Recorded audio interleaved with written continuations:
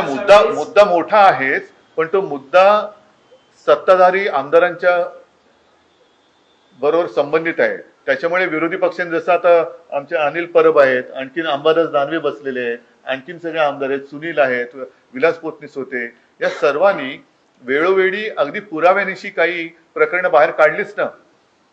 भ्रष्टाचाराची प्रकरणं बाहेर काढली, अगदी सगळ्या गोष्टी बाहेर काढल्या.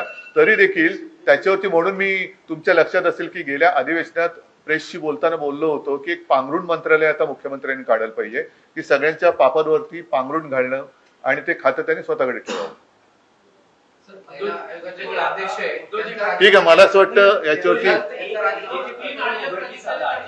राज्याच्या मुख्यमंत्र्यांना काय आवाहन कराल, कारण गृह खातं त्यांच्याकडे आहे आणि असे प्रकार महाराष्ट्रात घडत आहे. नाही, असे या निमित्ताने गावोगावी असे भोंदू बाबा जर कोणी असतील आणि त्यांच्याकडे कोणत्याही पक्षाचा कोणताही नेता जात असेल तर त्याच्यावरती कारवाई झाली पाहिजे, अगदी ओम फट स्वाहापासून सगळ्यांवर.